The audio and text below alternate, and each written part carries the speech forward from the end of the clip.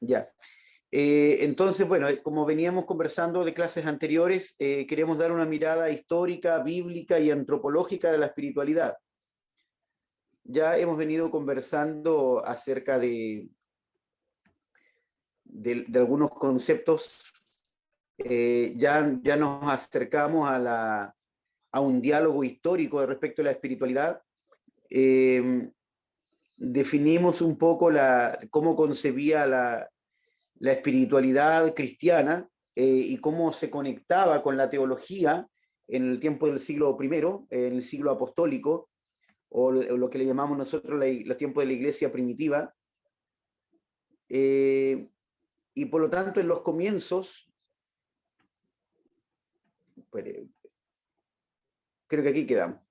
Entonces, inicialmente decíamos que la iglesia cristiana se debatía respecto eh, de cuál es el concepto que ellos tenían de espiritualidad. Recuerden que ellos estaban con un sentido de urgencia, porque para ellos eh, era clave el retorno de Cristo, y el propio apóstol Pablo, por ejemplo, por dar un nombre, y los mismos apóstoles tenían la concepción de que algunos no morirían hasta que sea el retorno de Cristo.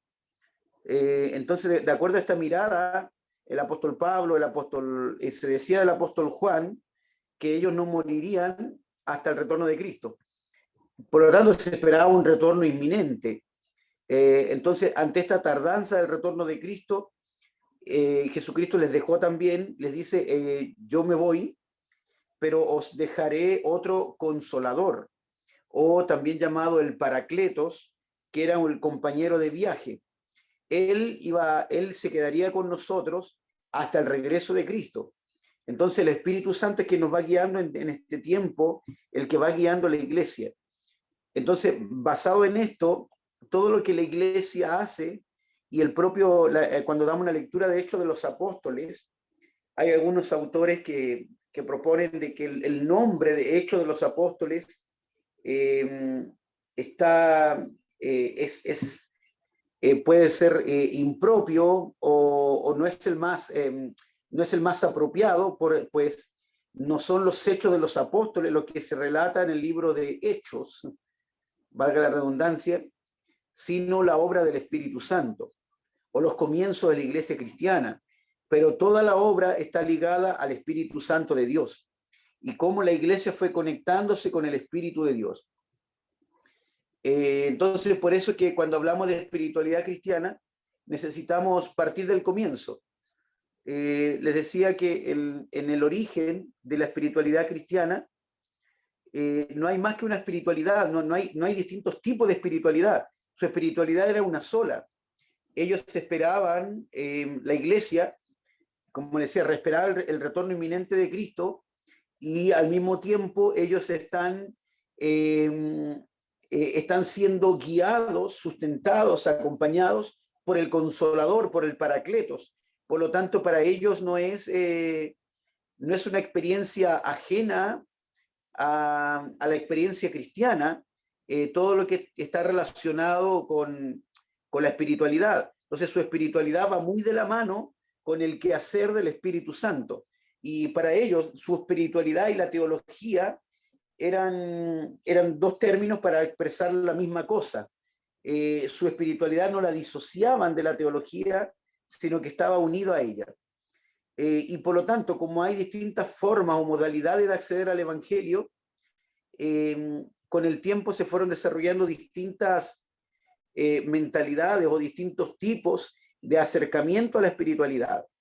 Es cosa que cuando observamos las características personales de algunos de los apóstoles, nos vamos a dar cuenta de que entre ellos mismos eran muy diversos. Los 12 apóstoles eran muy diversos. Ellos también tuvieron sus discrepancias teológicas, y respecto de las formas también hubo diferencias entre ellos.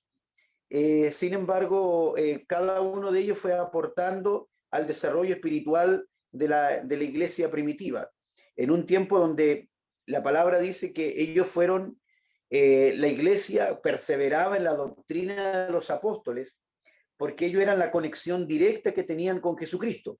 Ellos caminaron con Jesucristo, estuvieron con Él, por lo tanto, si querían acercarse a Jesucristo, los apóstoles eran las personas más cercanas a Él en su ministerio terrenal. No hubo nadie que tuviera tal nivel de cercanía como lo tuvieron los 12 apóstoles. Y particularmente tuvieron 3 apóstoles muy cercanos, más cercanos que cualquiera, que era Jacobo, Juan y Pedro. Y con el tiempo, y en el libro de Hechos tenemos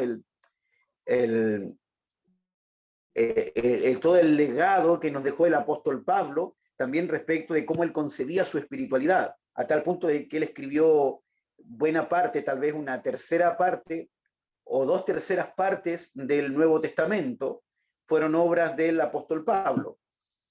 Entonces, o si no es del apóstol Pablo, de algún discípulo de Pablo, como lo fue Lucas, por ejemplo, que los libros de Lucas, tanto el Evangelio como el libro de Hechos, quedó en el canon porque tiene la paternidad apostólica de Pablo. Entonces, debía estar sujeto a una paternidad apostólica. El libro debía tener una autoridad apostólica, de esa manera quedó dentro del canon. Y Lucas la tenía, aunque Lucas no era de los 12 o no era apóstol, pero sí el apóstol Pablo fue de alguna forma como un padre espiritual de Lucas, y el texto, el Evangelio de Lucas, como el libro de Hechos, tiene la autoridad apostólica de Pablo también. Entonces ellos perseveraban en la doctrina de los apóstoles porque eran las únicas personas que estuvieron más cerca en el ministerio terrenal de Jesucristo. Y esta espiritualidad cristiana nació en medio de una expectativa escatológica. Jesús vino a introducir el reino de Dios en la historia, pero propuso a su vez la llegada del reino como un acto final de Dios en la historia. Es decir, él vino, por decirlo en términos actuales o más terrenales, guardando las proporciones, él vino a hacer el corte de cinta. Es decir, él vino a inaugurar, a introducir el reino de Dios, y el reino de Dios ya era una realidad cuando llega Jesucristo. Cuando él dice, si yo por el dedo de Dios echo fuera demonios, entonces el reino de Dios ya está entre vosotros. Y es más, dijo también, el reino de Dios no es algo que lo van a encontrar helo aquí, helo allá. Es decir, el reino de Dios no es algo que esté aquí, esté allá, sino que el reino de Dios está entre vosotros. Entonces él ya vino a inaugurar, a introducir el reino de Dios, pero no es una consumación todavía, no es una consumación completa, sino que eso se daría en el acto final del Dios, en el día de Dios, o en el día postrero, sería la consumación del reino de Dios en la historia. Y por lo tanto, esta realidad ahora plantea 2 exigencias, una de carácter ético, que es vivir la verdad, vivir en el reino de Dios, y por lo tanto debemos tener una actitud como embajadores de este reino, en la cual nosotros reflejemos lo mejor del reino de Dios, y nosotros ya somos ciudadanos del reino de Dios, y eso implica vivir la verdad. Y también hay otra de carácter personal, que es la interrelación dirigida a la unión con Dios en el amor. Entonces, ¿cómo nosotros podemos, el libro de Juan decía, ¿cómo podemos amar a Dios a quien no le vemos si no amamos a nuestro hermano? Es decir, a nuestro hermano que sí le vemos. Y por lo tanto, esta doble demanda en la llegada del reino, como les decía, tiene un carácter ético, que es vivir de acuerdo a nuestra ciudadanía del reino, y otra es que prodiguemos amor, porque eso nos une con Dios, ese es el lenguaje de Dios, y también ese amor tiene que esparcirse, el conocimiento de Dios, del amor de Dios, tiene que esparcirse también a todo el mundo, incluida la población gentil. Y por lo tanto, la vida de los primeros cristianos se inspiró en los acontecimientos centrales de la existencia de Jesús, que es su pasión, su muerte y su resurrección. Entonces, esto constituye un evento histórico, lo cual es el corazón del Evangelio. La encarnación, la pasión, la muerte y resurrección, aunque con el énfasis en los 3 últimos. No siempre se hizo énfasis en la encarnación de Jesucristo. El único, al parecer, que le tomó más asunto a la encarnación de Cristo fue el apóstol Pablo, y más adelante el apóstol Juan, que escribió casi al final del siglo I. Y por lo tanto el Evangelio o la vida de los primeros cristianos tiene que ver con la pasión, con la muerte y resurrección de Cristo, que fueran los hechos que ocurrieron y que fueron evidentes para todos los judíos por lo menos, y muchos testigos que perduraron algunos siglos, perdón, algunas décadas posteriores a este evento. Y por lo tanto la espiritualidad cristiana se constituyó en su origen como un itinerario hondamente arraigado en la historia, encarnado, difícil, doloroso, que pasa por la experiencia de la debilidad. Le decía que el propio Jesucristo, el apóstol Pablo decía en el libro de Filipenses capítulo 2, que él se hizo hombre, tomando la forma de siervo.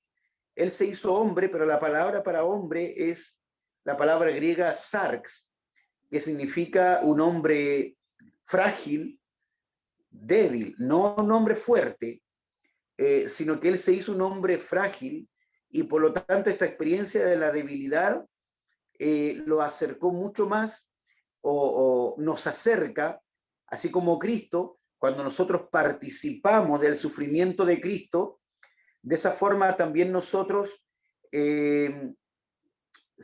comenzamos a vivir nuestra espiritualidad.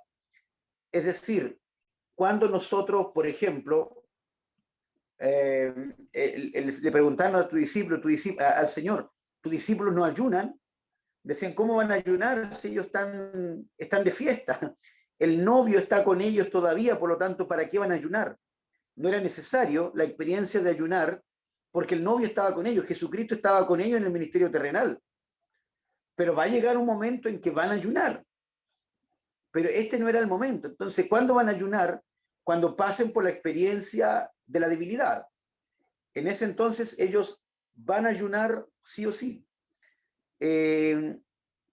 Y por eso es que era clave esto de que podemos pasar así como Jesucristo pasó por la experiencia de la debilidad, el sentirse frágil, el sentirse vulnerable, también nosotros pasamos por la misma experiencia.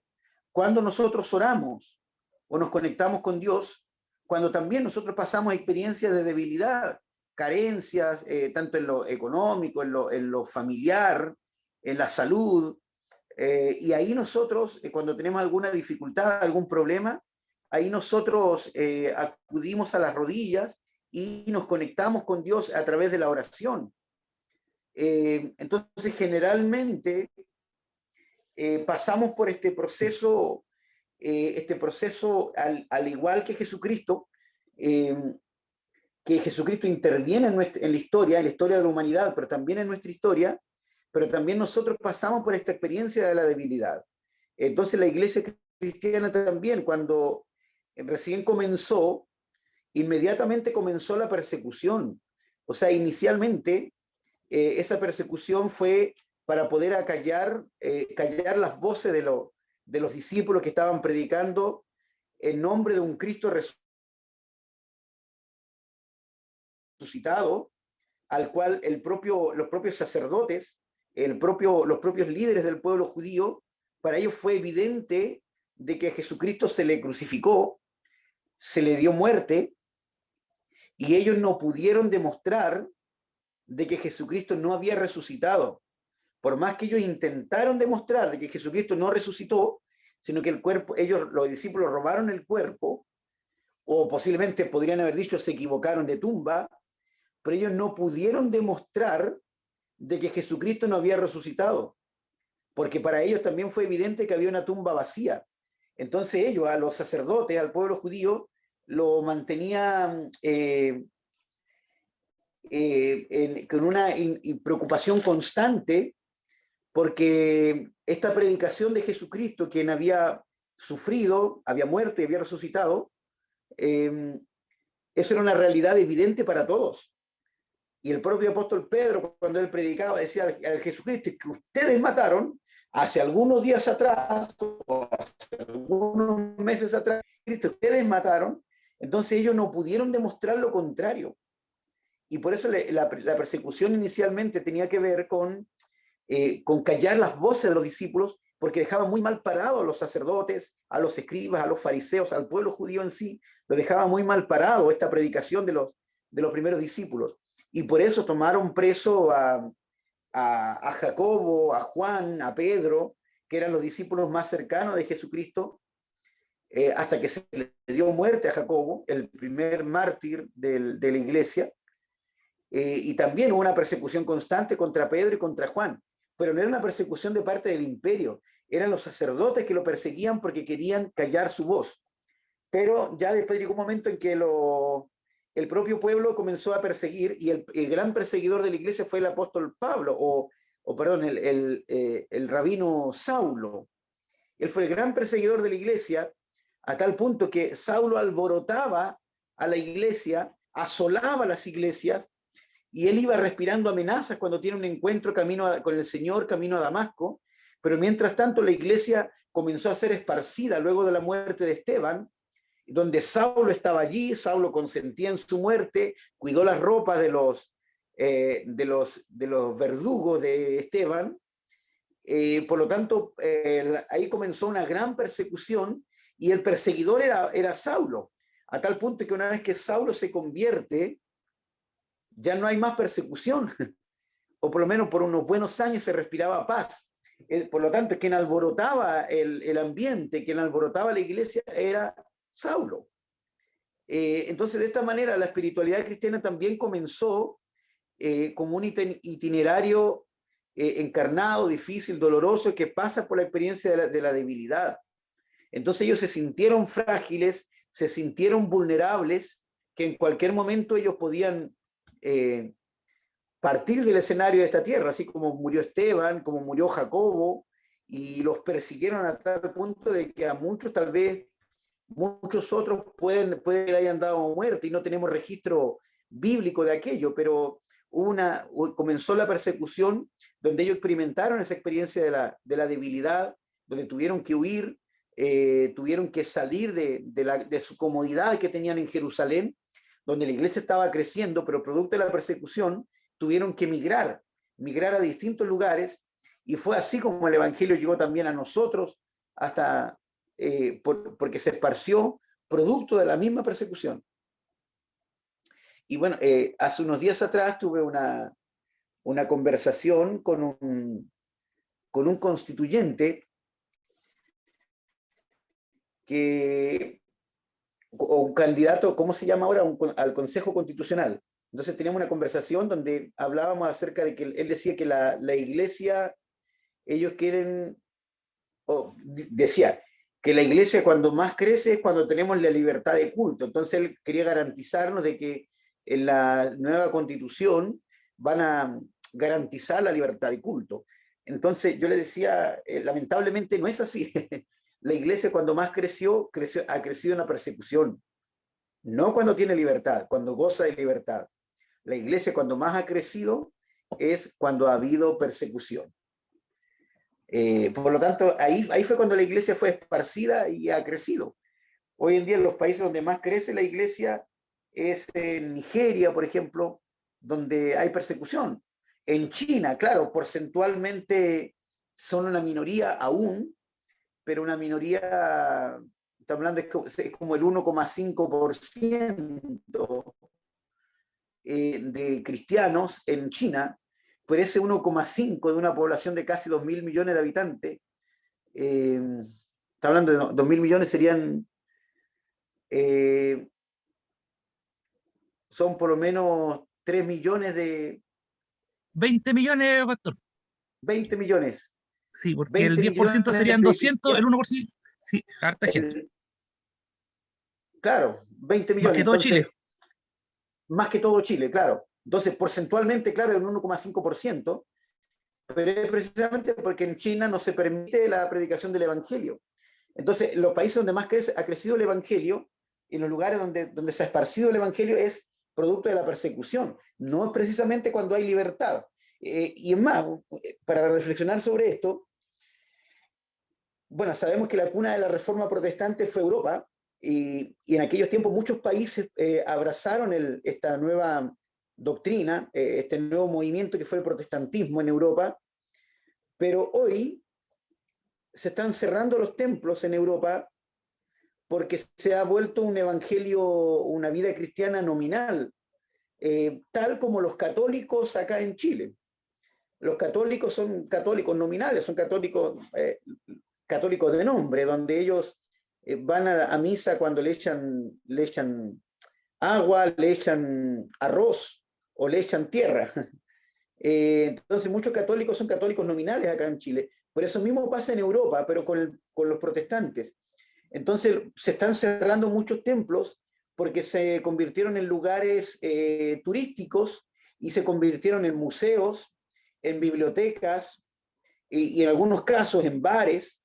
Y por lo tanto en Europa se está viviendo un evangelio muy nominal. Hay gente que sí se identifica con el protestantismo, pero un protestantismo nominal. Y por lo tanto los europeos, que es la cuna de la Reforma Protestante, donde hay plena libertad, están clamando para que vayan misioneros de los países tercermundistas. ¿Por qué? Porque todavía viven un evangelio apasionado y esa pasión en Europa ya se perdió. Por lo tanto, en Europa gozan de libertad y se están cerrando los templos. Entonces quedan como tremendas piezas de museo, los templos grandes, majestuosos, pero se han convertido en museos. Entonces, seguimos dialogando con la historia. Según algunos autores, el espíritu se hizo presente cuando los primeros cristianos evidenciaron la demora de la parusía. Recuerden que ellos esperaban la parusía, la manifestación gloriosa de Cristo, el retorno de Cristo, ya sea en su segunda venida, o llámese el día final, o el día de Cristo. Cuando los discípulos, ellos esperaban el retorno de Cristo, el retorno inminente, pensando de que muchos de ellos no morirían, y se dieron cuenta de que ya los discípulos comenzaron a morir, comenzaron a evidenciar persecución y muerte. La carta que envía el apóstol Juan a las iglesias de Asia Menor, tanto la iglesia de Esmirna como la iglesia en Filadelfia, estaban siendo perseguidas y los hermanos estaban siendo mártires producto de su predicación del evangelio. Y entonces ahí es allí donde ellos comenzaron a vivir una vida espiritual sustentada primeramente en el regreso de Cristo. Ellos se están preparando para el regreso de Cristo y es ahí donde el Señor le anunció: yo me debo ir por un poco de tiempo, pero os dejaré el Consolador, el Paráclito o el Paracletos, que es el que camina a nuestro lado, es decir, un compañero de viaje. Y esa sería ahora la fuerza del camino cristiano hasta la venida de Cristo. Es decir, ellos no quedaron solos, sino que queda el Consolador, el Espíritu Santo de Dios. Y todo lo que hace la iglesia es guiada por el Espíritu Santo de Dios. De allí viene el apóstol Pablo, utiliza este concepto de espiritual, o el adjetivo espiritual hace referencia al portador de los dones del Espíritu. Es decir, una persona es espiritual cuando vive una vida espiritual. Entonces ya ahí hablamos del bautismo en el Espíritu, hablamos del nacimiento en el Espíritu, del sello del Espíritu, y toda persona que ha nacido de nuevo, el Espíritu le entrega dones. Entonces toda persona que tiene esos dones espirituales se les llama personas espirituales. El apóstol Pablo le dice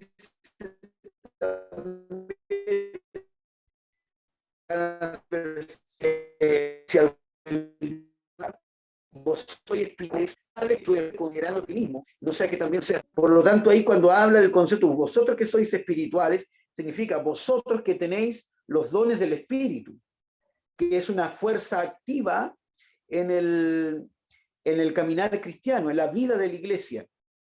Y por lo tanto, la espiritualidad cristiana, desde el origen, es una cuestión comunitaria en la que el individualismo no tiene lugar.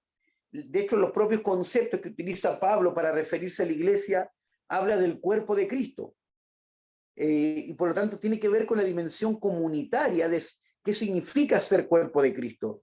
Y la misma distribución de dones, cuando Dios reparte dones, es para la edificación del cuerpo de Cristo.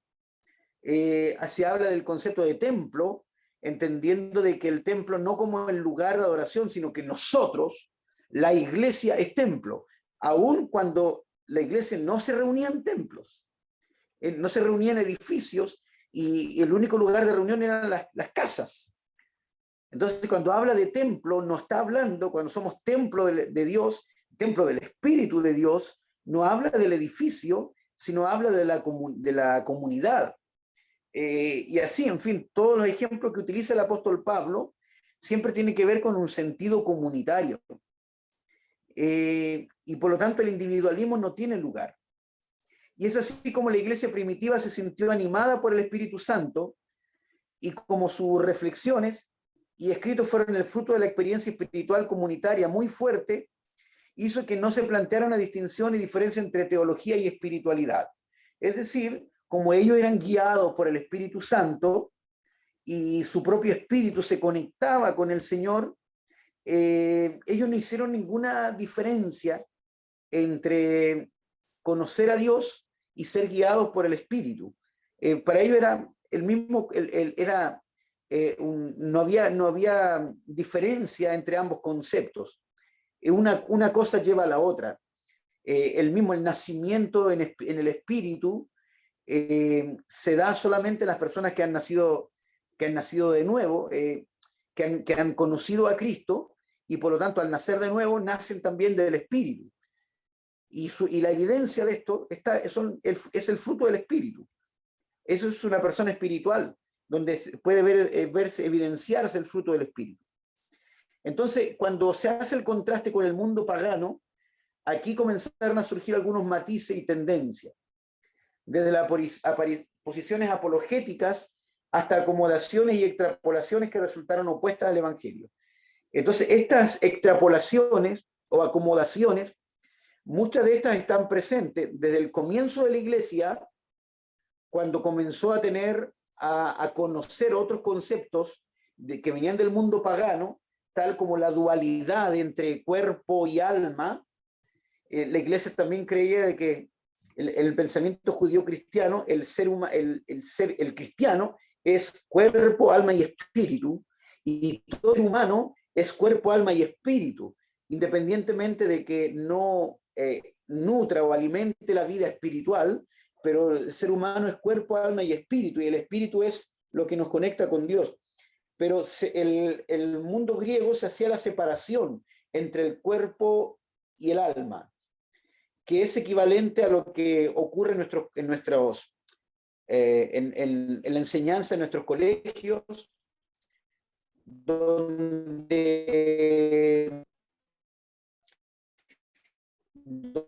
siempre estén todos preparados. El sistema endocrino, el sistema reproductivo, el sistema nervioso, se enseña todo por separado, pero en realidad está todo conectado.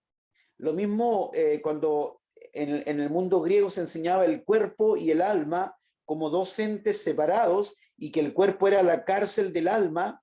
Entonces esto llevó a interpretaciones erróneas, las cuales fueron muy combatidas, primero desde las epístolas de Juan y el Evangelio también, y en muchos textos se evidencia que hay una contradicción o una defensa de la fe en contraste con el mundo pagano, que el mundo pagano tenía sus propios hábitos, sus propias costumbres, su propia cosmovisión, distinta a la que tenía la iglesia judío-cristiana, a la comunidad judío-cristiana. Por lo tanto, es allí donde hubo que definir qué es el hombre, cuál es la identidad del hombre, qué es el hombre. Entonces, el hombre es cuerpo, es alma, es espíritu. ¿Qué significa?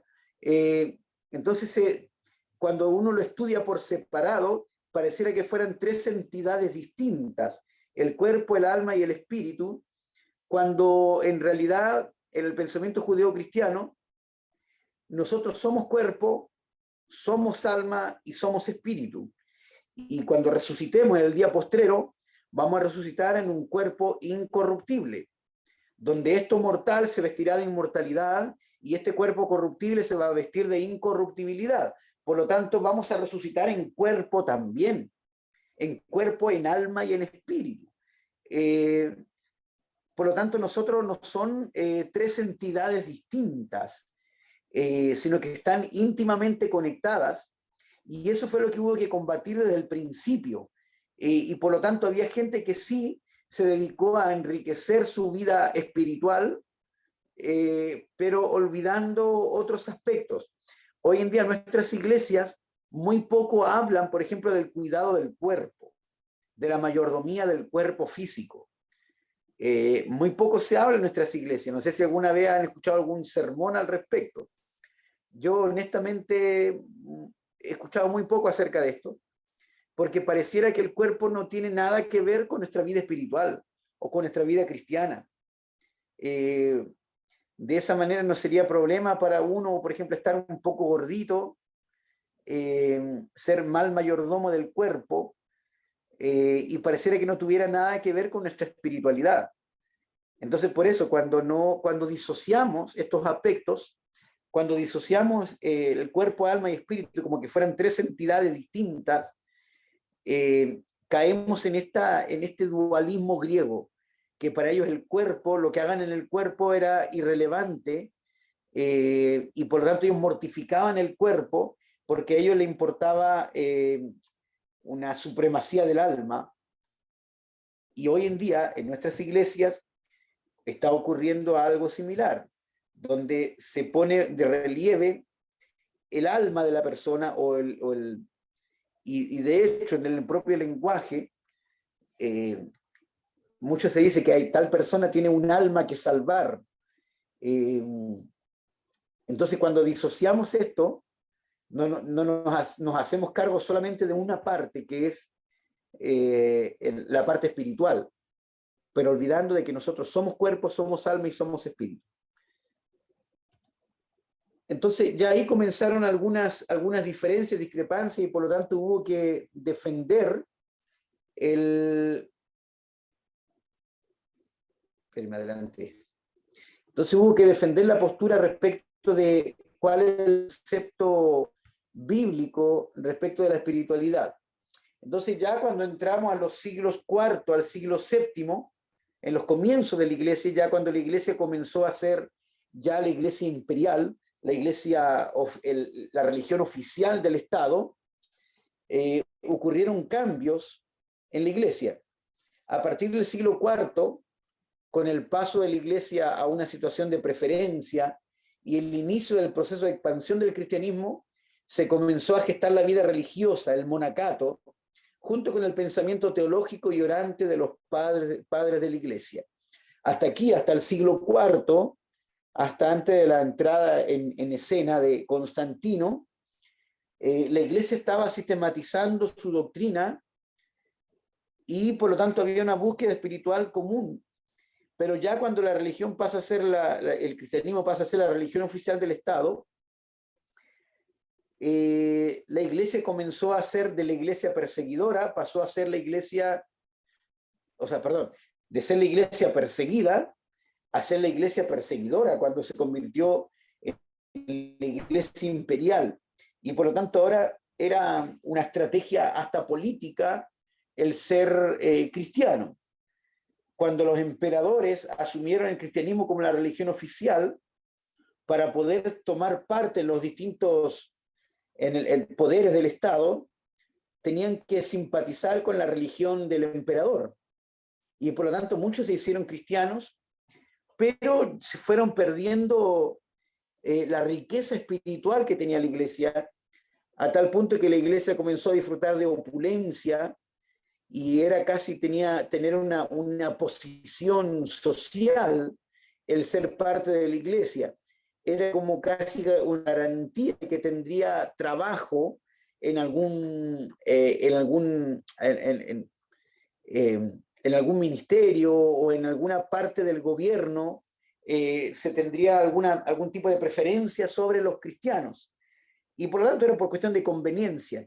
La iglesia comenzó a disfrutar de opulencia, y es allí donde hubieron un grupo de cristianos que decidieron renunciar al mundo y se fueron a vivir en comunidades a las montañas, como una forma de renuncia a la opulencia, a los placeres mundanos, y comenzaron a vivir una vida de retiro y se apartaron, y ahí comienzan a surgir los monasterios, ahí surge San Ambrosio, San Benedicto, que comenzaron a formar órdenes monásticas y se enclaustraron lejos de la urbanidad, porque la urbanidad estaba perdiendo el rumbo. Y así comenzaron a desarrollar un pensamiento teológico propio, donde ellos comenzaron un sistema de penitencias, de renuncia a los placeres mundanos, y eso comenzó allí, apenas la iglesia comenzó a disfrutar de opulencia, y cuando la iglesia fue la religión oficial del Estado, ya hubieron grupos disidentes. Entonces estos grupos que se apartaron eran grupos disidentes que no estaban de acuerdo con el rumbo que iba tomando la iglesia. Entonces de ahí, de la perspectiva de los estudiosos del tema, la espiritualidad cristiana de los siglos IV al VII estaba fundada en el estilo de vida de los hombres que decidieron huir al desierto y alejarse de las ciudades, de la urbanidad, para poder vivir su vocación y llamada al bautismo. Y ellos comenzaron a tener sus propias enseñanzas, sus propias doctrinas, que tenían que ver con una búsqueda profunda mediante las disciplinas espirituales. Y en el transcurso de la asignatura vamos a detenernos en estos conceptos, en las disciplinas espirituales, cómo surgieron y cuál era su propósito. Y por lo tanto ellos comenzaron a vivir una vida más sencilla, de una vida de penitencia, de ayuno, de oración, de dedicación al Señor. Pero para eso tuvieron que apartarse de las grandes urbes. Y la vida espiritual se arraigó en la Sagrada Escritura. Allí comenzaron a buscar en las Escrituras y comienzan a surgir, como les digo, algunos monjes, tales como San Ambrosio, San Benedicto y San Antonio también. La mayoría de los monjes procedía de familias de campesinos analfabetos que conocieron la Sagrada Escritura escuchando la lectura que hacían de ella los monjes cultos. Entonces muchos de ellos pertenecían eran familias de campesinos y no tenían mucho acceso a la escritura. Solo algunos monjes que tuvieron formación bíblica y teológica eran los que podían enseñar, pero no todos ellos tenían acceso a la escritura. Era un tiempo donde muy pocos podían gozar de educación. Y eran los monjes cultos los que preparaban y los que enseñaban, pero también eso fue haciendo de que se fue perdiendo el amor por las escrituras, porque muchos de los monjes eran analfabetos. Entonces fueron repitiendo las enseñanzas, pero no tenían las mismas estrategias mnemotécnicas o memorísticas que tenían los judíos. Los judíos también, muchos de ellos no accedían a la escritura, pero ellos memorizaban mucho la palabra. Ellos se dedicaran a memorizar versículo por versículo. Un buen niño judío a la edad de 12 años tenía que conocer por lo menos todo el Pentateuco de memoria, los 5 primeros libros de la Biblia de memoria, y por lo tanto ellos tenían esas estrategias para poder memorizar y trabajaban mucho en la oralidad y se iba transmitiendo de generación en generación con alto grado de fidelidad. No obstante, las otras culturas no tenían una cultura mnemotécnica y por lo tanto fueron enseñándose unos a otros. El que tenía un poco más de conocimiento le enseñaba al que no lo tenía, pero eso llevó a que se perdiera el amor por las escrituras y solamente ellos se quedaban con las enseñanzas de los monjes más cultos. Y ya ellos nos buscaron por sí solos en las escrituras. Entonces la contribución de los padres de la iglesia y de la vida monástica resultaron decisivos, porque permitieron que la espiritualidad estuviera muy ligada a la reflexión teológica naciente. Aquí recién comienzan a reflexionar teológicamente, y aquí entran en juego los padres de la iglesia, que era como la segunda generación de creyentes. La primera eran los apóstoles que vivieron el siglo apostólico, pero ahora ya los padres de la iglesia, ellos ya no tenían el testimonio de primera fuente, sino que muchos de los padres de la iglesia partieron siendo discípulos de los apóstoles cuando todavía era una iglesia perseguida, pero ya han pasado varios siglos donde ya ellos no recibieron el evangelio de primera fuente, y por lo tanto implica de que tiene que haber una reflexión teológica, tales como, por ejemplo, cuáles son los libros apropiados, establecer un canon de las escrituras y establecer ciertos conceptos doctrinales. Y allí los padres de la iglesia comenzaron a reunirse en los concilios ecuménicos, donde iban trazando la doctrina que ellos creían. Y ahí hubo mucho tiempo de reflexión teológica. De allí surge la reflexión primero sobre la divinidad, la humanidad de Cristo, si eran contradictorias o no. Entonces cada concilio discutían y debatían ciertos aspectos, pero poco a poco la iglesia fue tomando otro color, otro ribete. Por ejemplo, ya en el texto, dentro de esa discusión teológica, se llegó a la conclusión en el concilio de Éfeso en el año 600 después de Cristo, de que María también era parte de la Trinidad. Entonces comienzan a surgir esa reflexión teológica. Algunos tuvieron algunos aciertos teológicos, pero también tuvieron grandes desaciertos. Y los escritos de esta época presentan gran riqueza y se han convertido en fuente de futuras obras maestras de la espiritualidad. Entonces aquí tenemos escritos de San Agustín, de Hipona, por ejemplo, que fue la base de la teología luterana, de Martín Lutero, y San Agustín también, él se sustentó mucho en el pensamiento del apóstol Pablo, y hasta los días de hoy se toman muchas reflexiones teológicas que ocurrieron en aquel tiempo, respecto, como digo, de la divinidad de Cristo o de su humanidad. Desde allí comenzó esa reflexión. Y eso se le debe a los padres de la iglesia y los monjes que surgieron en aquel tiempo. Pero ya, como le digo, del siglo IV ya comenzó la vida monástica como rebeldía hacia el poder establecido, hacia una iglesia imperial.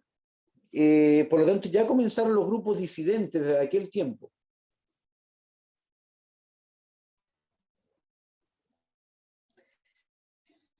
Y luego, ya avanzando en la Edad Media, en el al siglo XIII, que ya estamos entrando a un tiempo de oscurantismo respecto de la religiosidad, vamos a plantear de que fue una época de transición y a la vez que semillero de la espiritualidad popular de los siglos posteriores hasta hoy, y una simbiosis de la espiritualidad cristiano-pagana. Entonces aquí poco a poco se va formulando la espiritualidad de estos tiempos, ya antes de la modernidad. Aquí estamos todavía en plena Edad Media, y sobre todo en la época más oscura de la Edad Media, se tiene que definir estos conceptos de espiritualidad. Recuerden que inicialmente no había diferencia entre la espiritualidad y la teología, pero ya aquí comienzan a haber ciertas diferencias. Surge en este tiempo algunos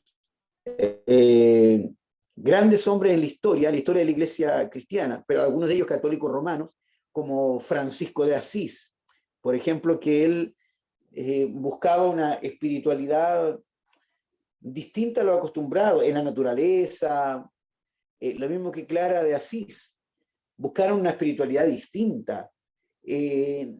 Francisco de Asís no era religioso, él no viene de la vida religiosa, sino que él fundó su propia orden, pero porque él recibió el llamado de Dios, él sintió que fue un llamado de Dios a partir de una visión o un sueño que tuvo, que le decía: restaura o reforma mi iglesia. Entonces poco a poco él fue reflexionando sobre esto y fue fundando este movimiento monástico, pero la Iglesia Católica Romana lo tomó y logró mantenerlo bajo su alero. No ocurrió lo mismo con otros personajes. Entonces, en este periodo, la espiritualidad pasó por una diversidad de expresiones, desde los semilleros de espiritualidad popular, que fueron entremezclándose con la cultura pagana, por cierto, las reformas monásticas, que ya venía creciendo en este tiempo, era ya más masivo la vida monacal, y el surgimiento de las órdenes mendicantes hasta el cuestionamiento de la espiritualidad, como el presupuesto del quehacer teológico de la escolástica naciente. Aquí ya comienza a surgir la enseñanza escolar, lo que se llama la escolástica, que es una escuela que viene del pensamiento filosófico de Aristóteles, mezclándose con un neoplatonismo. Entonces se retoma el pensamiento griego antiguo y comienza a permear la iglesia. La iglesia, hasta ese entonces todavía no surge la reforma protestante, pero por lo tanto hablamos de la iglesia. Aquí ya hubo un cisma entre la iglesia la iglesia de Roma y la iglesia de Oriente. Ya hubo un cisma, pero todavía no surgen las iglesias protestantes como tal. Pero sí van surgiendo otros grupos que hacen cuestionar la espiritualidad. Si realmente se tiene que llevar una espiritualidad como lo está llevando la Iglesia Católica Romana con tanta opulencia, o tal vez tiene que ser una espiritualidad más orientada hacia los desposeídos, llevar una vida de pobreza, hacer voto de pobreza. Entonces ahí comienza a cuestionarse aquello.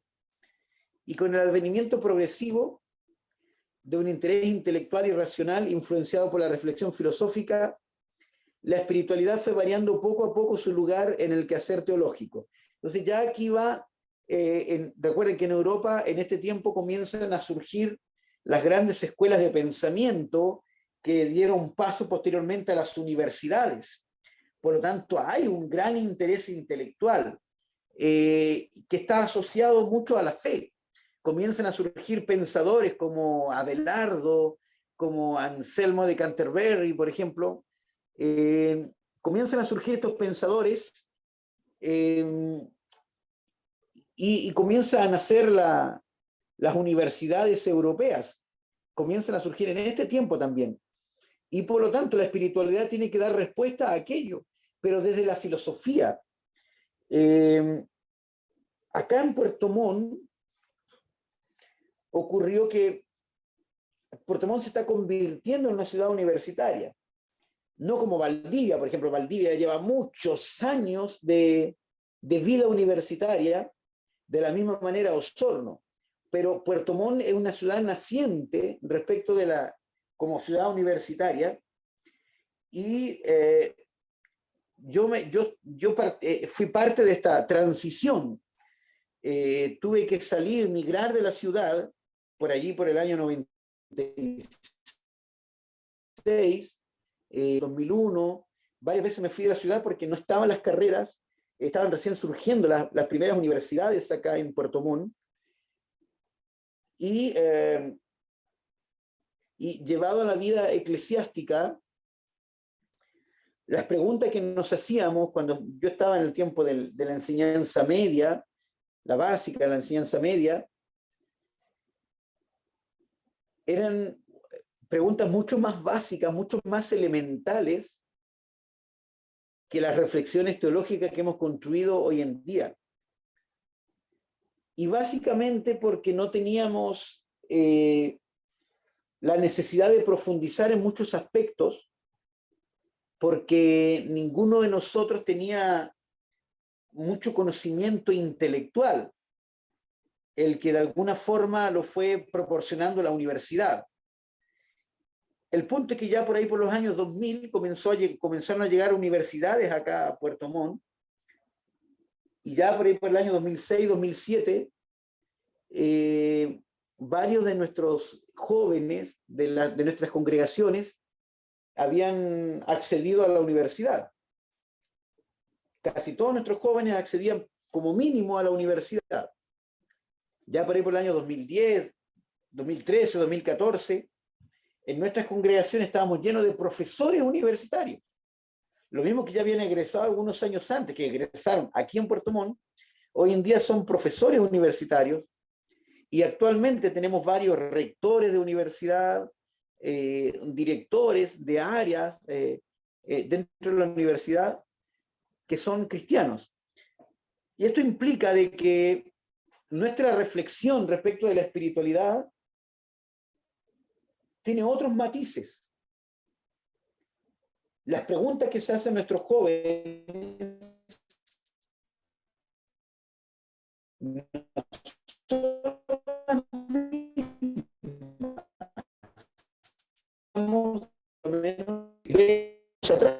pregunto, y que tener tanto preparación espiritual como también preparación y mucha guía y dirección del Espíritu Santo para poder dar respuesta a nuestros jóvenes, porque hacen una de preguntas hoy en día que estamos en la era de las comunicaciones. Nuestros jóvenes tienen muchísima información, más que nosotros que tenemos más edad. Y por lo tanto el desafío nuestro es el no quedarnos atrás respecto de la reflexión teológica, y sobre todo cuando hablamos de espiritualidad. Mi esposa fue a una charla que pensaba que era una charla sobre hábitos saludables, porque la daba un gimnasio o una tienda que vende productos de gimnasia, así como de fitness. Entonces daba una charla que hacía la pregunta, como, ¿qué comes? Algo así era el título de la conferencia, y mi esposa, pensando de que era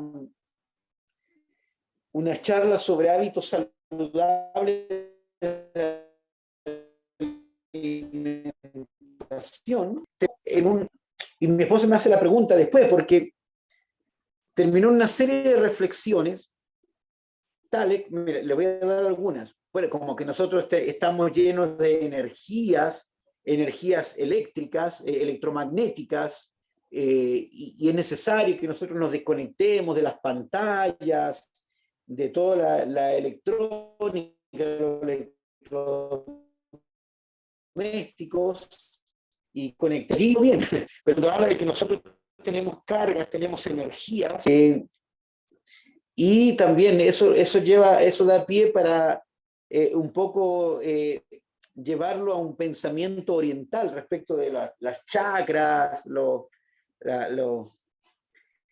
todo este movimiento oriental con el yoga, y todo esto que hablan de que nosotros tenemos un aura.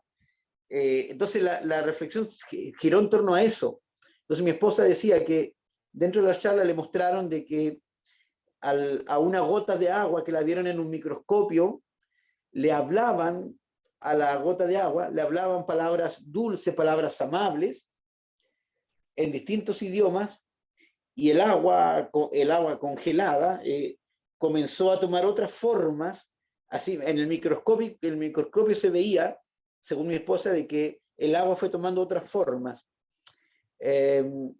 Y luego le dijeron palabras feas o amenazas, y el agua tomó unas formas mucho más feas, desagradables. Entonces yo le explicaba a mi esposa, primero, eso no es ciencia, ¿eh? Cuidado. Lo mismo que decían que cuando uno le habla a las plantas adquieren otro color, las plantas pueden hasta revivir cuando uno le habla a las plantas. Entonces, y el punto era cuánto más le afecta a las personas. Entonces, hasta cierta parte, sí estamos de acuerdo de que las personas pueden ser poderosamente afectadas por nuestras palabras o por nuestras propias muestras de afectos o por la ausencia de estas muestras de afecto. O sea, evidentemente eso que tiene una repercusión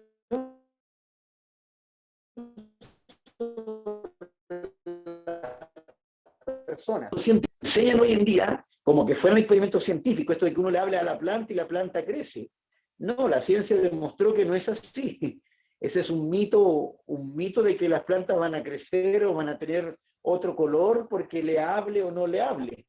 Entonces yo le decía, lo que es científico es cuando uno habla, uno está dando más dedicación, pero tiene que ver con el riego, tiene que ver con los nutrientes que uno le entrega a la planta, con la propia iluminación, la luz del sol que le hacemos llegar a las plantas. Entonces, eso hace que la planta crezca. Entonces, a medida que nosotros tenemos más dedicación, sí, la planta puede revivir.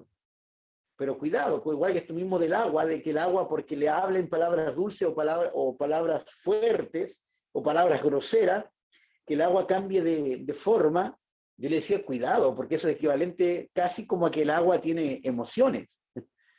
Entonces, cuidado con eso, porque a veces permeamos nuestra iglesia de una búsqueda espiritual y a cualquier cosa se le llama, cualquier cosa se le atribuye un fenómeno espiritual. Entonces, por eso es que necesitamos ir revisando nuestra espiritualidad, pero también debemos nosotros estudiar y profundizar.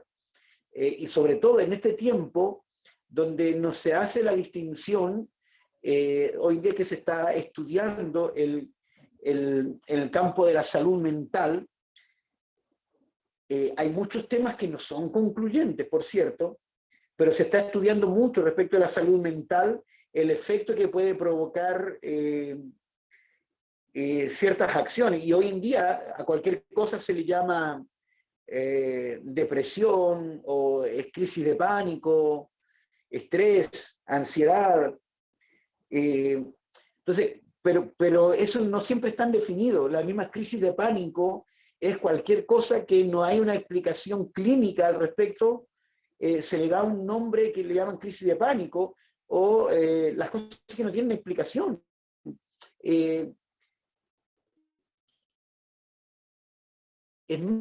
más, hay problemas que pueden ser tales y se le tiene que dar un nombre clínico y tratar de hacer algún tratamiento clínico al respecto cuando pueden ser problemas espirituales.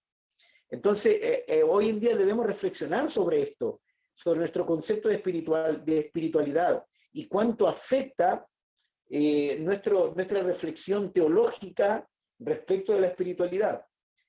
Hoy en día a todo se le llama espiritual, a tal punto de que puede haber una persona con depresión y inmediatamente en la iglesia la gente dice, no, eso es un demonio. Y efectivamente, a lo mejor hay gente que tiene ansiedad o tiene depresión o tiene crisis de pánico que son efectivas y hay explicaciones clínicas al respecto y la gente inmediatamente lo asume como que es algo espiritual o una posesión de demonios, básicamente, o obra del diablo. Y a veces estamos muy lejos de eso, por eso necesitamos reflexionar también teológicamente respecto de la espiritualidad. Entonces ya en este tiempo, en el siglo VIII al siglo XIII, se comenzó a establecer el método analítico y discursivo que dio paso a la especulación racional en teología, para abrir campo a grandes reflexiones y construcciones. Es decir, aquí comenzó, la teología fue perdiendo, ¿cómo llamarle? Fue perdiendo realce, porque comenzaron a surgir ciertos métodos, y una vez ya cuando estamos llegando a la modernidad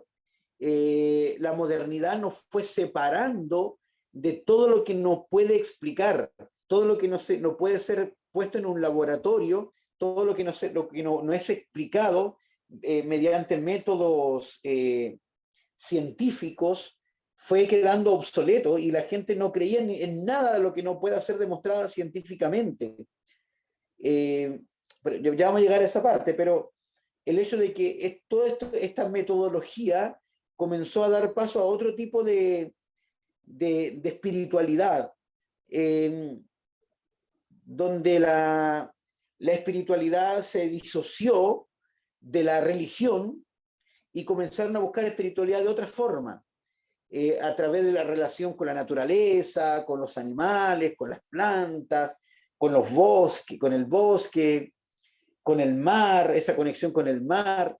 En fin, empezaron a plantear distintas formas de espiritualidad ya disociadas de la fe o disociadas de la religión. Con el tiempo fueron surgiendo personajes tales como Erasmo de Róterdam, aunque ya entrada la modernidad, que él no tenía ninguna asociación con la religiosidad. Al contrario, él era un humanista. Él no era creyente, de hecho, o si era creyente, no era practicante de ninguna, no era militante en ninguna religión. Entonces, en este momento, en este tiempo, en el siglo VIII al siglo XIII, la santidad se separó de la teología. E incluso se llegaron a plantear posturas en torno a una teología no creyente. Y eso hasta los días de hoy. Es común hoy en día encontrar, yo por mucho tiempo pertenecí o era parte de un grupo de reflexión que se llama en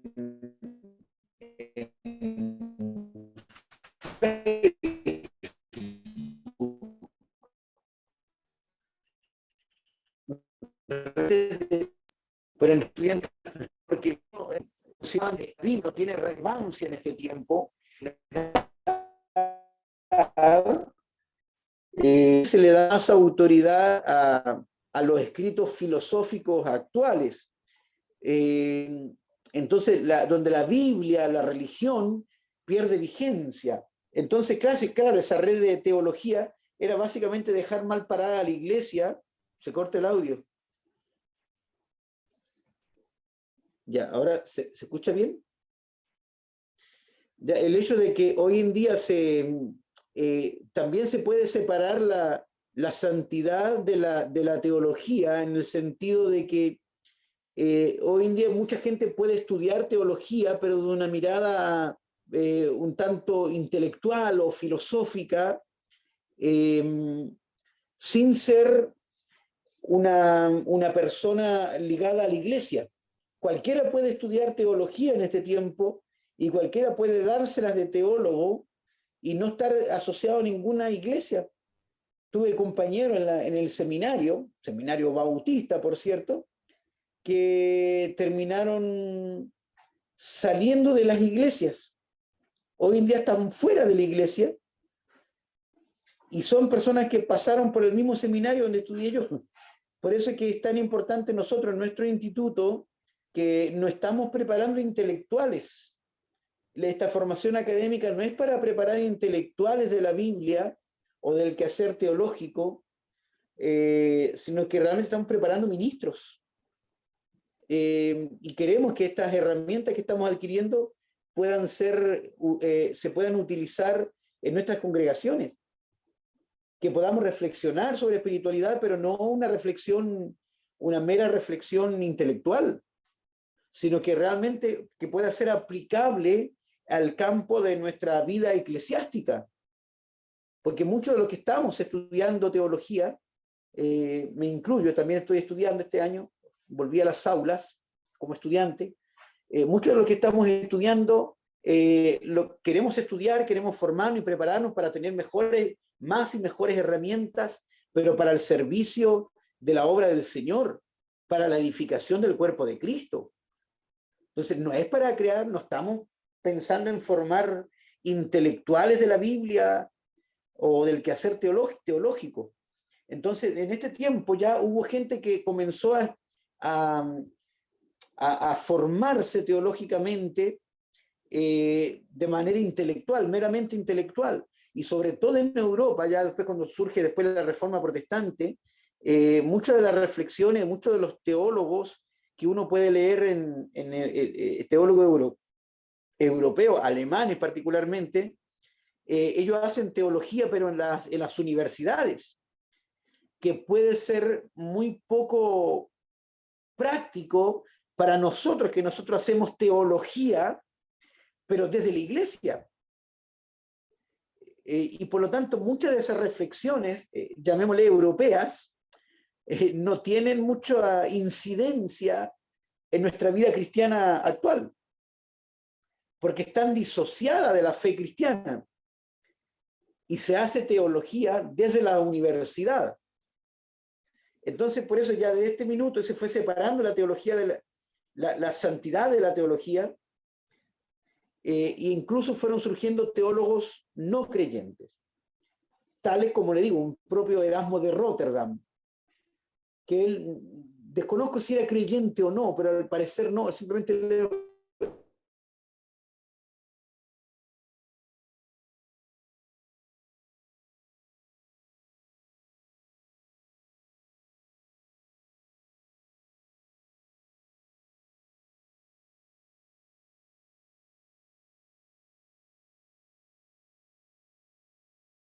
problema comerciante que comenzó a irle bien, un burgués, comenzó a irle bien y por lo tanto pudo pagar a alguien que le pueda hacer una traducción del Nuevo Testamento. Y cuando él se encuentra con las escrituras, decidió vender todo lo que tenía, dejarlo todo por seguir a Cristo. Porque consideraba que esa era su forma apropiada, la forma correcta de vivir la espiritualidad. Solamente ligado a Cristo, nada más. Él dejó todos los bienes que había adquirido. Lo mismo hizo Francisco de Asís y Clara de Asís, que venían de familias.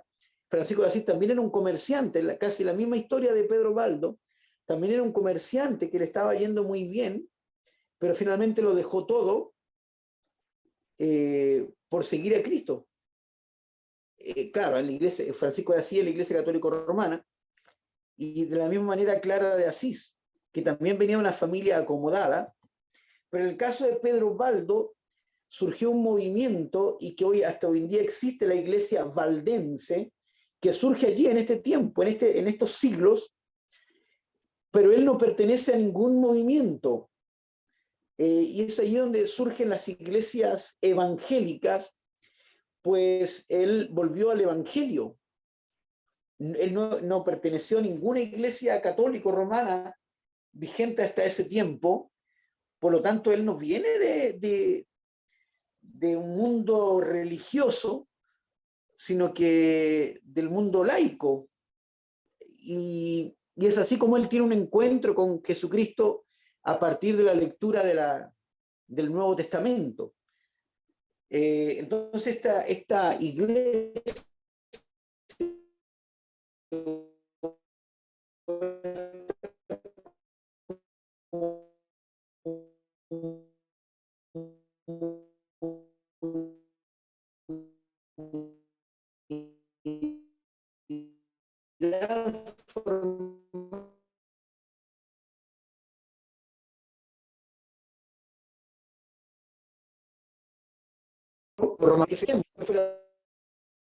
o hasta el 16, escuelas de espiritualidad que marcaron la historia y se constituyeron en referentes. Es decir, aquí comienzan a surgir movimientos tales como el bautismo, que llevó a una búsqueda espiritual muy rica, y varios de los textos que vamos a estudiar en esta asignatura son textos, textos pietistas. Entonces surgieron escuelas de espiritualidad distintas, y particularmente es aquí donde surge la Reforma Protestante, que proponía una espiritualidad distinta a lo que se estaba acostumbrado. En el siglo XVI se orientó hacia la recuperación de las fuentes de la Sagrada Escritura. La Reforma tuvo que ver con un retorno a la Sagrada Escritura y para que cualquier persona pueda acceder a ella. Y su acercamiento al creyente a través de la lectura, la pintura, el teatro y muy especialmente a través de la predicación. Aquí comienza a surgir, la Reforma Protestante tuvo ciertas implicancias que se trasladó a muchas áreas. Primero fueron los países que abrazaron la Reforma Protestante, fueron países que prosperaron económicamente y particularmente porque se dignificaba el trabajo. Pusieron especial énfasis en el trabajo, por lo tanto no es casualidad que los países que hayan abrazado la Reforma Protestante hayan prosperado en ese sentido. También en el arte, a través de la pintura, fueron surgiendo grandes clásicos de la pintura, Leonardo da Vinci, Miguel Ángel, entre otros. En la literatura también, en español tenemos una muy rica literatura, pero casi todos ellos asociados a la iglesia, pero le llaman un poco escapistas, son personas que quieren, se me viene a la mente San Juan de la Cruz, Santa Teresa de Jesús, por ejemplo, que tienen textos que dicen: yo vivo yo muero porque no muero, vivo sin vivir en mí. Es decir, ellos anhelan el momento de salir del escenario de esta tierra para poder encontrarse con el Creador. Y ellos mueren, adolecen porque quieren morir. Y eso lo plasman en la literatura. Entonces, en la literatura, en la pintura, en el teatro surgieron no sé si para bien o para mal, pero el teatro, las obras teatrales que conservamos hasta los días de hoy, las más antiguas de habla hispana, fueron obras religiosas. Pero también a partir del teatro y del arte medieval, a fines del medievo, el arte fueron creando conceptos ya extra bíblicos. De allí, a partir del arte, tanto del teatro, la pintura, fueron surgiendo, por ejemplo, la tradición de que hay 3 reyes magos, que de ahí le conocemos hasta su nombre: Baltasar, Gaspar, Melchor. Surge a partir del arte en este tiempo, que no sé si eso ayudó o perjudicó más nuestra comprensión de los textos bíblicos. El solo hecho de que tengamos el concepto de un pesebre con vacas y burros, con corderos. Con cordero puede ser porque llegaron los pastores, pero con vacas y burros.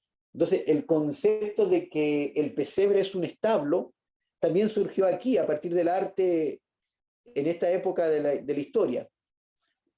Y sobre todo la predicación. La predicación fue muy fuerte porque en este tiempo se comenzó a esparcir esta semilla de la predicación sustentada en la escritura ahora, y se comenzó a esparcir por toda Europa y por el mundo entero. Fue el tiempo cuando también se descubrió, para los españoles fue el descubrimiento de América, y por lo tanto comenzaron a traer la fe cristiana, católica, por cierto, inicialmente a América. Por lo tanto, la predicación llegó a muchas partes del mundo. Y se planteó una espiritualidad que, soportada en la Sagrada Escritura, se ponía al servicio de los demás. Entonces aquí surgen algunos escritos maravillosos que nos invitan a la reflexión. Aún en el momento de la conquista de América, hay textos que plantean la reflexión, porque acuérdense que se pensaba de que los nativos de América no tenían alma, al igual que la población negra. Como que ellos no tenían alma, eran casi como animalitos, que no eran igual al resto de los mortales. Y sin embargo, aquí comenzaron a surgir algunos movimientos, tanto de abolición de la esclavitud y de ponerse al servicio de los demás. Sin embargo, dicen, en el ambiente de la Reforma se hablaba más de piedad que de espiritualidad, debido a que esta última se identificaba más con cierta clase de personas. Entonces era muy poca, ahí se fue disociando la espiritualidad de la teología. Recuerden que ya venimos abandonando el concepto de santidad. Ya no se requería de que el que haga teología viva una vida de santidad. Por lo tanto, se disociaron estos conceptos, y por lo tanto la piedad tiene que ver con llevar una rica vida de servicio a los demás, mientras que la espiritualidad quedó limitada a cierta clase de personas que tenían una búsqueda espiritual. Por eso buscar la piedad, digamos, llevar una vida apropiada, una vida acorde. Bien los grupos anabautistas, los grupos, los cuáqueros surgieron en aquel tiempo, intentando buscar una vida piadosa. Sin embargo, poco real se le dieron a la espiritualidad en este tiempo, el cómo vivir la espiritualidad. Y durante el siglo XVII Francia se convirtió en el escenario de espiritualidad en Europa. Se destaca la renovación de la piedad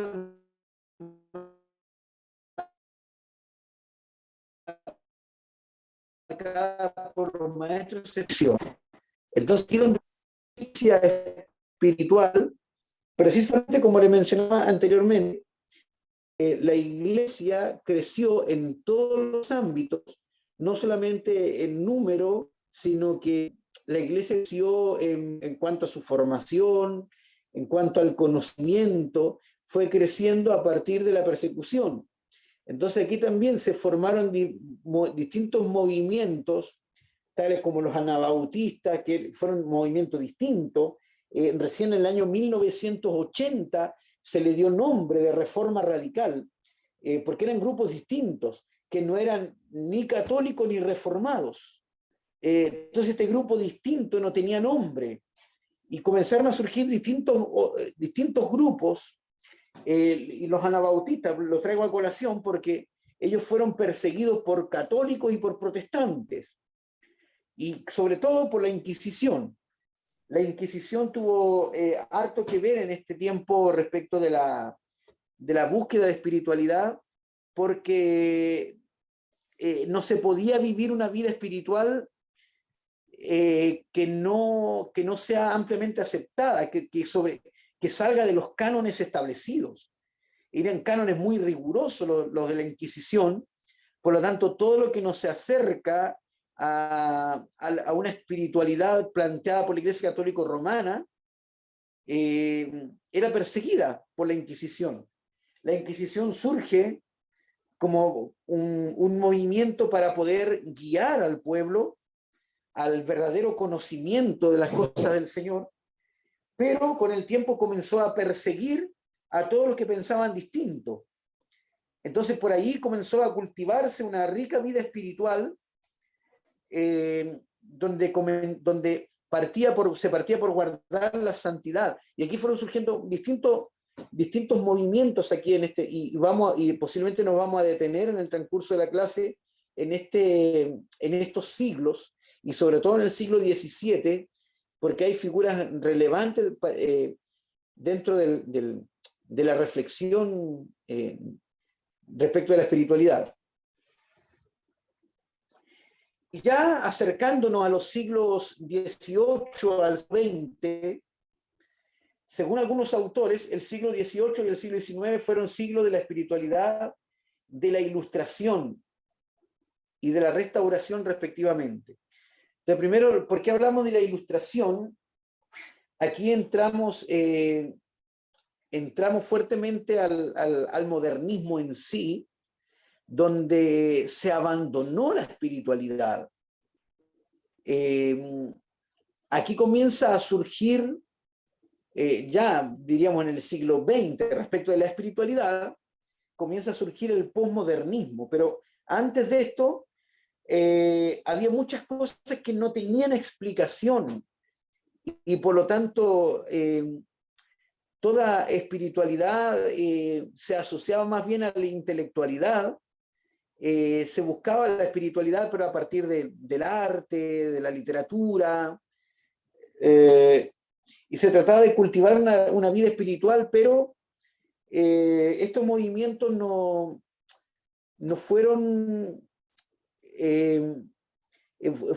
conduciendo al pueblo a buscar en el método científico. Entonces la modernidad fue un abandono, o por lo menos estos siglos, el siglo del XVIII al XIX, fue prácticamente un abandono de la espiritualidad, porque no se podía explicar. Hay muchas cosas que no tienen una explicación racional, y por lo tanto se abandona, y comienzan a surgir textos como por ejemplo la crítica a la razón pura, porque todo se procuraba racionalizar, pero hay muchas cosas que el hombre no alcanza a comprender plenamente, y como no lo puede comprender, simplemente no existe para el hombre moderno. Entonces hay muchas cosas que no pudieron racionalizar, y sin embargo abandonaron abandonaron toda búsqueda de todo lo que no se puede explicar. Entonces la intelectualidad abordó o monopolizó la espiritualidad en el siglo XVIII al siglo XIX. Ya en el siglo XX se distinguió por una fuerte producción en el campo de la espiritualidad. En el siglo XX ya se comienza, recuerde que partimos con las guerras mundiales, la primera parte del siglo XX, donde se pensaba que el hombre iba evolucionando, iba a ser un ser cada vez mejor, y luego de las guerras, del periodo entre guerra y las guerras mismas, hubo que volver a reflexionar sobre este tema, de que el hombre no ha ido mejorando, no ha ido evolucionando para mejor, sino que el hombre sigue siendo el mismo. Esa ambición, la ambición que provocó las guerras mundiales, dieron paso a otros movimientos, como los movimientos hippies, y sobre todo, como digo, en la segunda parte del siglo XX, a una nueva búsqueda espiritual o de espiritualidad. En la Iglesia Católica Romana, por ejemplo, se dio el Concilio Vaticano II, que entre otras cosas, el Concilio Vaticano II, que ocurrió entre los años 1962 al 1965, el Concilio Vaticano II hubo una apertura hasta aquí, hasta antes del Concilio Vaticano II. La Iglesia Católica Romana no reconocía a la Iglesia evangélica o protestante como una iglesia válida, y por lo tanto ahora, a partir del Concilio Vaticano II, sí la reconoce como una iglesia válida. A tal punto que desde allí, desde estos concilios, a los distintos encuentros que ha tenido, los distintos concilios que ha tenido la Iglesia Católica Romana, han invitado a los protestantes, aunque como observantes, no participantes propiamente, pero sí como observantes. Entonces ha dado pie para una nueva búsqueda espiritual. La propia Iglesia Católica Romana, luego del Concilio Vaticano II, motivó a que se pudiera reflexionar sobre la pertinencia de las traducciones de la Biblia a los idiomas vernáculos, al idioma que habla la gente. Y es más, hasta el Concilio Vaticano II, la religión oficial, o el idioma oficial de la Iglesia Católica Romana era el latín, y todas las misas eran en latín. Entonces, espiritualmente, ¿qué riqueza uno puede tener cuando uno va a una misa en latín? A lo mejor más de alguno escuchó alguna vez una misa en latín, y a partir de allí se decidió optar por los idiomas vernáculos, es decir, que las misas se puedan hacer y la vida cristiana se pueda guiar y llevar en el idioma que habla la gente, en el idioma vernáculo de la gente. Entonces, y ahí comienza a fluir lo que se conoce como posmodernidad, y la posmodernidad viene a ser entonces una superación de la modernidad, donde todo era racionalizado y ahora ya se reconoce la espiritualidad como tal, se reconoce una búsqueda espiritual, es un retorno a la espiritualidad. Lamentablemente, no hemos ido por otra vereda. Nuestra cultura cristiana, toda la cristiandad, digamos, ha sido permeada por la cultura oriental, y mucho de eso se está llevando a la iglesia. Conceptos como sanidad interior, saca el campeón que hay en ti, todo eso está basado en las religiones orientales, donde uno mismo es su propio Dios, o uno puede encontrar a Dios como en este concepto panteísta de que Dios lo es todo, y por lo tanto yo soy Dios también, porque todo es Dios. Entonces ese concepto ha llevado a una búsqueda espiritual, y mucho ha proliferado esta búsqueda espiritual, pero esa búsqueda espiritual es cualquier cosa, ¿eh? Se puede buscar o cultivar una vida espiritual, pero basado en la naturaleza, en la ecología, en el ambientalismo, en los movimientos sociales, y totalmente disociadas de la religión institucionalizada. es decir, no está ligada a ninguna iglesia, pero los mismos movimientos sociales. Y aquí, bueno, en América surge lo que se conoce la teología de la liberación, que es un movimiento católico romano que comenzaron a reflexionar sobre cómo hacer teología desde los desposeídos, desde la vulnerabilidad, que nosotros hacemos teología de manera distinta a como lo hacen en Europa, por ejemplo, o en Estados Unidos. Por lo tanto, surge una teología distinta, surgen los conceptos de allí de misión integral, que fue acuñado por el doctor René Padilla, un teólogo protestante, por cierto, porque en el protestantismo surgió también la fraternidad teológica latinoamericana, que es, podríamos llamarles como la teología de la liberación, pero protestante. Y dentro de la fraternidad teológica latinoamericana, también dio un giro hacia lo social, hacia una búsqueda de una espiritualidad orientada hacia afuera, hacia los desposeídos. De ahí se habla de misión integral, por ejemplo, entre otros conceptos. Y surgen a partir del siglo XX. Todos estos movimientos surgen como a partir de los años 60, 70, y estamos frente a otra vereda hoy en día. Hoy en día se habla de espiritualidad, se ha escrito mucho de espiritualidad, aunque suena como a conceptos políticos que no se definen. Como cuando se habla de dignidad, se habla mucho de dignidad, pero nadie sabe lo que es. Entonces hoy en día también mucho hablamos de espiritualidad y todo lo asumimos a una espiritualidad, se lo atribuye a una espiritualidad bien o mal llevada, pero todo se lo atribuye a una experiencia espiritual, pero no siempre tenemos definido, no siempre definimos con claridad a qué hacemos referencia cuando hablamos de espiritualidad. Por lo tanto, tenemos harto que reflexionar sobre este tema, y por la misma razón les dejé el texto de Harold Segura, que lo subí al grupo de WhatsApp, que se llama Más allá de la utopía, y sobre todo habla de que hoy en día en la posmodernidad hay una búsqueda espiritual, pero esa búsqueda está asociada a nuevos modelos de liderazgo.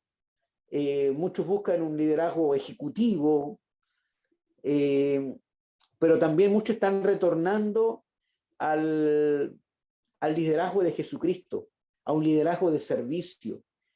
Y eso está llevando también hasta estas nuevas búsquedas espirituales, se están llevando incluso al campo gerencial, el ser un líder siervo, tomando de modelos recientes, pero esos modelos recientes es una copia del modelo de Jesucristo. Y eso es lo que plantea Harold Segura en su libro Más allá de la utopía, cuya tarea se la voy a asignar ahora en el grupo de WhatsApp. Amados, ¿alguna duda, pregunta, consulta respecto de este recorrido histórico que hicimos por la espiritualidad?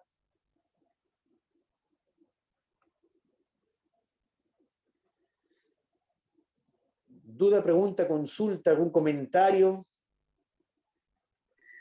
Pastor, yo, o sea, más que consulta, básicamente, o sea, igual agradecer un poco la clase que tuvimos hoy día, de ver quizás ejemplos. Normalmente uno siempre trata de buscar ejemplos en nuestra doctrina, o sea, no es lo que somos bautistas, pero el hecho de ver que en este caso el catolicismo romano, que uno a veces lo ve con generalmente la cruz a veces, pero uno también ve que hay personas, ¿cierto?, que también emplearon o conocieron este tipo de conceptos de espiritualidad, la aplicaron a su modo.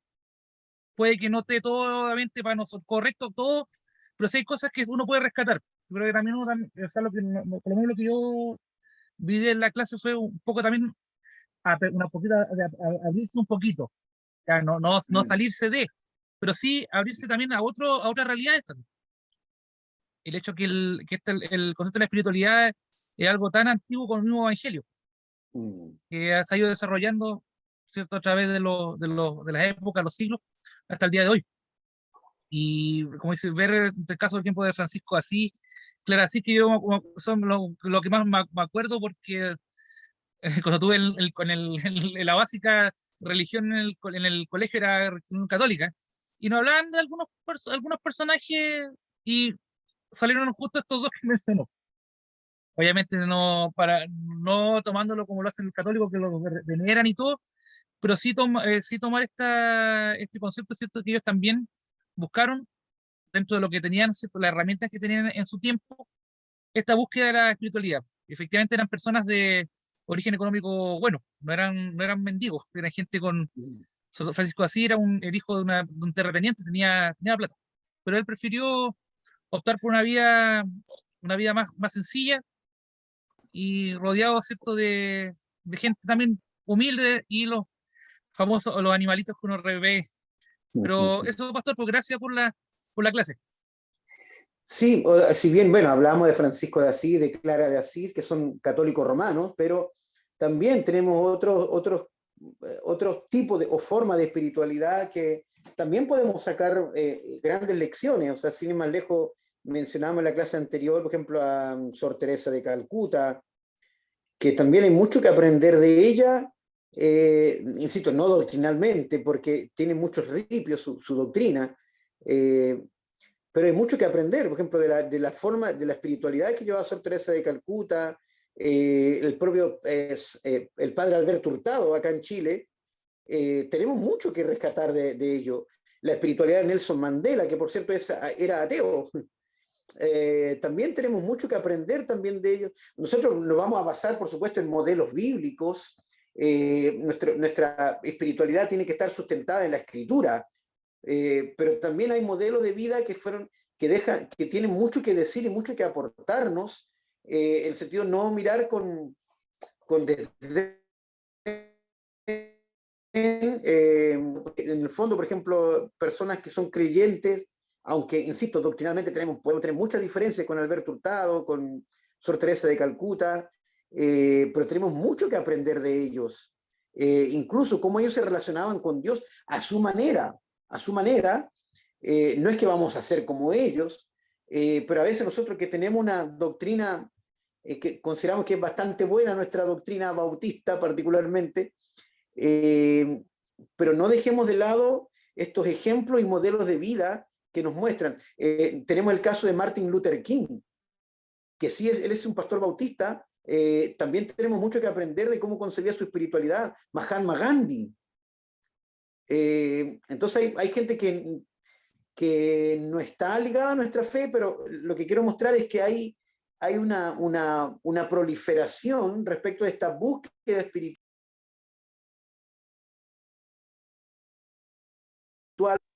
distinta, y por lo tanto no descartemos el conocer estos conceptos, estas ideas.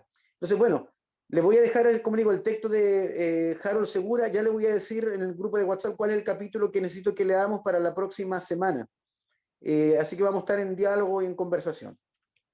Ya, amados hermanos, si no hay más, que el Señor les bendiga y nos encontramos la próxima semana. Y cualquier cosa estamos hablando ahí en el grupo de WhatsApp del curso.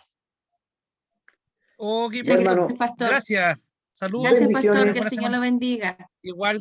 Chao, chao. Gracias, pastor. Bendiciones. Chao. Igual, gracias. Bendiciones. Chao. Chao, chao.